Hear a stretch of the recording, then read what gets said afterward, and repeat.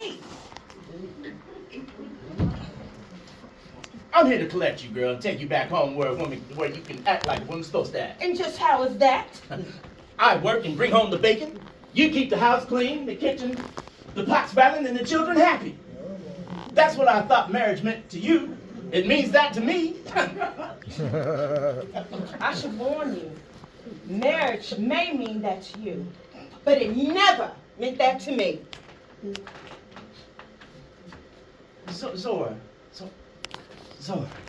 I wish you would stop talking like that. I'm a man, and you're a woman. Herbert, you take my breath away. I'm here to collect you, girl.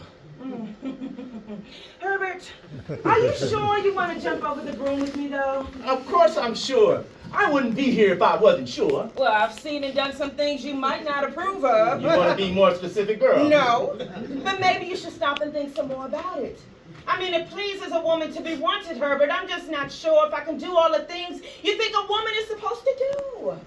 Herbert, I'm an artist, an anthropologist, a writer. I'm going to be writing a play with the famous Langston Hughes. Langston who? You don't know who Langston Hughes is. I don't know the man, but if he isn't going to marry you, then he's worthless. Oh, Herbert, you say all of the right things. But won't you please look at me and see that I have changed? I'm going to give you a hard time. And that's what wives are supposed to do. Keep men in line. I see. That's what you want me to do? Keep you in line? I want you to fix my eggs in the morning. Oh, Herbert, I'm not going to wake up every morning and fix your eggs for you. That doesn't matter. It doesn't matter. Well, then I'm not having any 6 kids by you either. But that's romantic, Zora. Oh, it may be romantic for you, Herbert. You and all those crumb snatchers in your mind. But it's just not me, Herbie.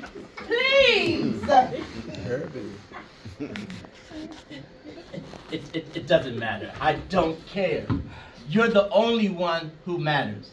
My family is just dying to see you. Oh, they're not dying to see me with my bohemian self. Slapped all over their couches, smoking ragweed and whatever else comes along.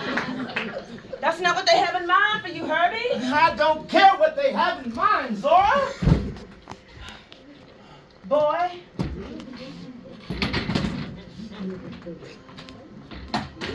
If you don't care, and if you are sure you don't care,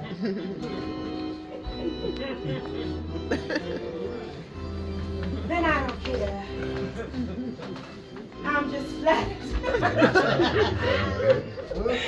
Herbert knows how to sing and dance and soothe my savage breast and calm my ulcerating stomach. Maybe I shouldn't do this to him. Maybe I should tell him, but he's the first and only one to ask. I do. Somehow I always hoped my father would be the one to say, I now pronounce you man and wife.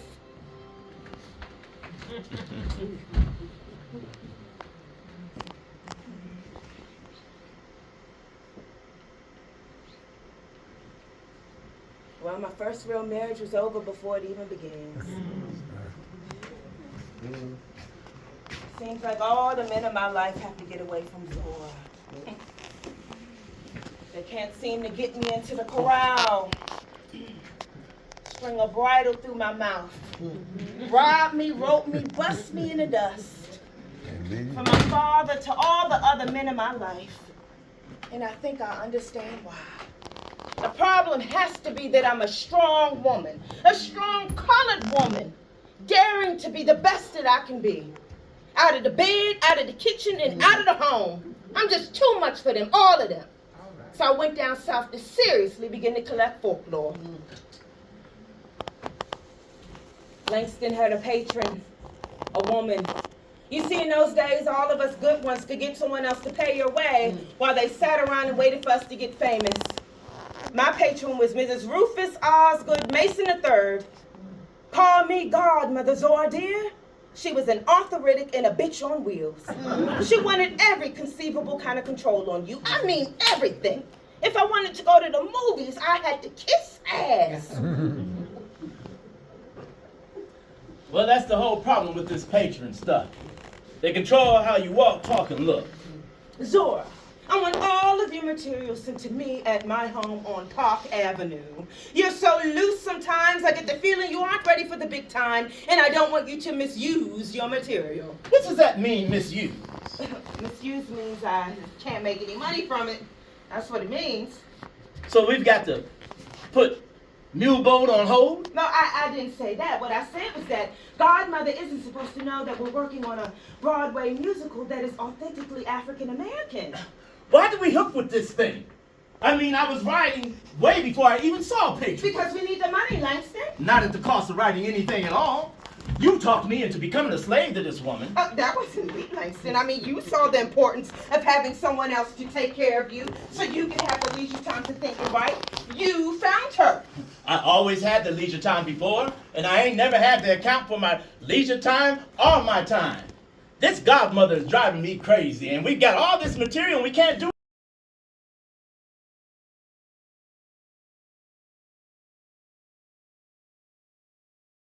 Denise J. Hart from Howard University. Go right there. Thank you.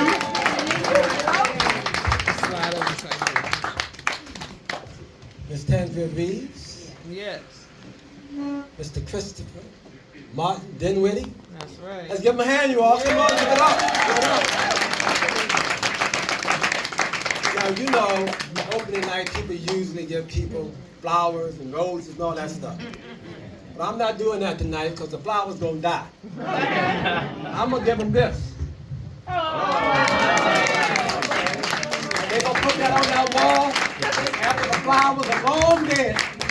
And they're going to remember this show. That's right. That's right. Yeah, I remember we were the ones that opened up the New Culture Cafe. Let's give it up. And I'm not going to let y'all get away about saying just a couple of words. Just a couple of words.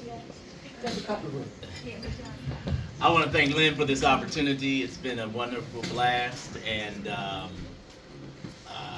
learned a lot about Langston Hughes, Elaine Locke, and Richard Wright, and a heck of a lot of Zora Neale Hurston. She's a bad, shut my mouth. But anyways, and thank you very much for coming out.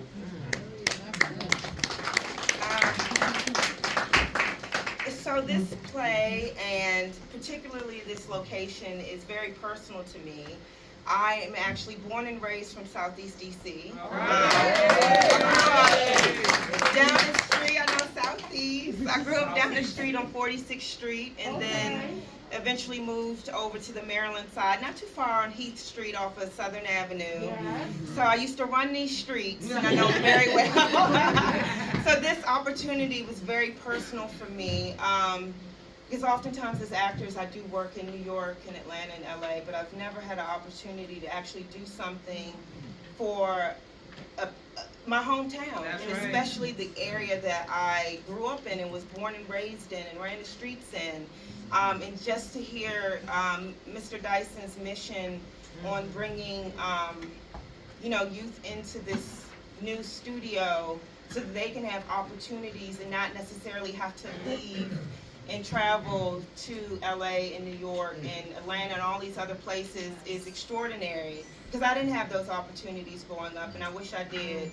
So it's very personal to me, and I'm so grateful for Denise for working with me. I've learned so much. I'm grateful to Chris being an amazing co-star, and all of the production managers and producers and audio and lighting and catering and stage managers and house managers, everybody who helped us put this together, and the church, the pastor of the church who's giving us this facility. So I just want to thank, and then lastly, all of you guys for showing up and supporting us. So thank you so much for this opportunity and coming. Thank you. Can everyone hear me? Wonderful. Lyn Dyson. Lyn Dyson, to continue a thing, is the true testament of commitment, passion, and faith. All right. And from what we heard earlier this evening, this play and this experience and this resurrection of Studio W Cultural Cafe is a continuation, and there is a lot of momentum and power and thought, and as I said, passion, faith, and a continuation. And I just want to commend you, because that is difficult to do. That is difficult to do. It is not a small feat. I am very appreciative. Lyn invited me to work with him last year. It didn't work out. I think it was with the Campaign 72, but everything fell into place as it should. This was the piece that, to shepherd forward for the community to reconvene. Many of you haven't had contact with Studio W and Cultural Cafe in previous iterations, and to put a stamp, and that's what I'm most proud of, working with these two talented actors and the entire body of the tech crew. To put a new thing together is no small feat. Thank you to every single person, and from the bottom of my heart, I thank everybody here. Continue to spread the word, tell other people as other projects come this way. It is no small thing. Thank you so much. Thank you all. I know you got a show tomorrow morning, so I'm going to let you go ahead and get some rest. We have a 10 o'clock Thank you, show. everyone. Thank you. We do 10 o'clock shows for seniors. We do street shows. Isn't there a band after this? Yes, there is. Right here. There is, but I just want to have a little moment. Just a little moment. But band members, you all can start making the transition and getting ready. I'm just going to chat a little bit.